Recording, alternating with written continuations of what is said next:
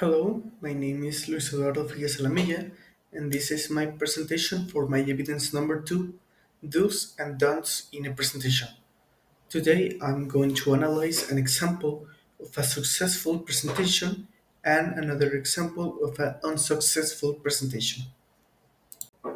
For my example of a successful presentation, I'm going to talk about Steve Jobs' first introduction of the first ever iPhone back in 2007. So, what did Steve Jobs did right during his presentation? Well, from the starters, um, he hooked the audience with some very big declarations about how innovative and how modern his new product was, the iPhone. Also, he had a very clear structure during the presentation. He guided the audience throughout um, this whole speech using the expectations that he himself gave with every point that he made. Also, the visual simplicity of the presentation. Steve Jobs was very well known for his minimalistic style, and I think that this clean look to the presentation helped that there was nothing to take away the attention from the audience. Also, he made a live demonstration in which he showed proof that all the things that he was saying were true about his product. Also, during this presentation, he started talking about the evolution and history of the cell phones and how the iPhone was the first ever true smartphone. Steve Jobs had a very clear message through his presentation.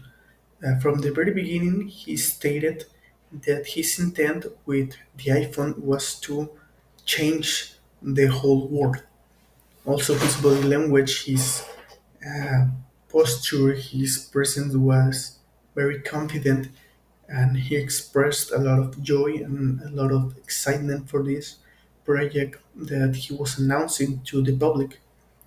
He controlled the rhythm of the presentation using strategic pauses to emphasize key ideas and elements, and also to let the live public cheer him up.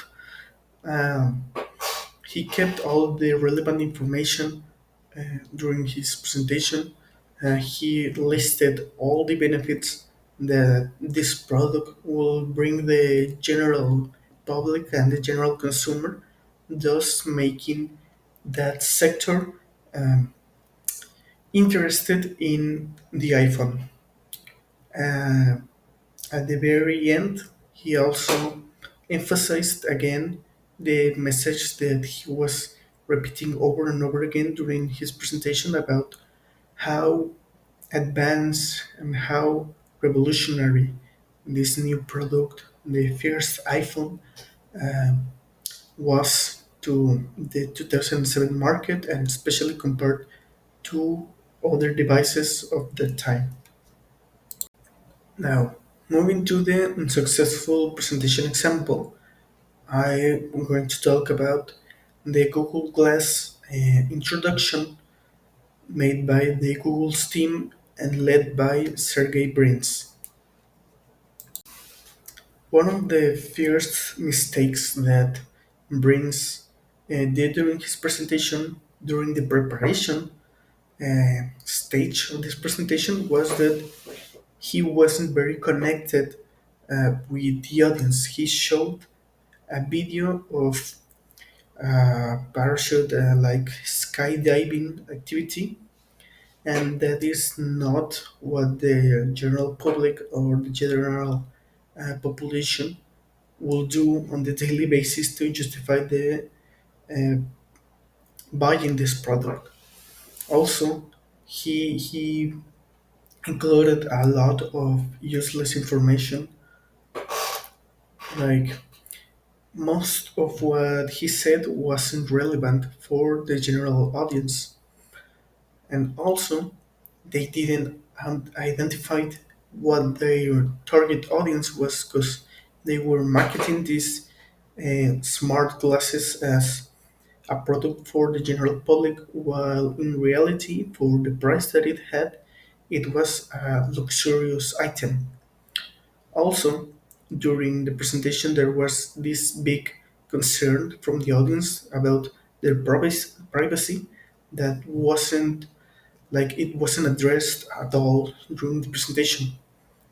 Also, it didn't help that neither the presentation nor the product itself had an unattractive design that didn't invite the public to get an interest in it. As I mentioned before, he included a lot of information that wasn't relevant, wasn't important for the general public, for their target audience. Um, so this saturation of information kind of drive people away from the presentation and the product. Also, unlike Steve Jobs before, they didn't demonstrate how this product will be useful for a day-to-day person. The presentation also didn't have a clear objective, like there wasn't any type of problem that they wanted to solve. They just wanted to present to the world this new product and tell people to buy it. Also, they didn't give the people a reason why they will buy this product. They talk a lot about it, but they didn't give any reason, any strong reason for people to buy it. So at the end, they failed to call their audience to action. So no one really bought this product.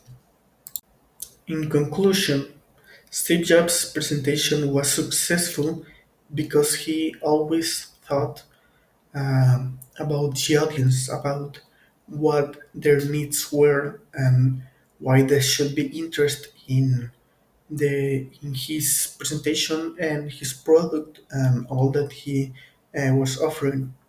While the Google team wasn't really interested in what the audience needed and was only interested in showing their new product, and so the public didn't really care much about the presentation or the product itself.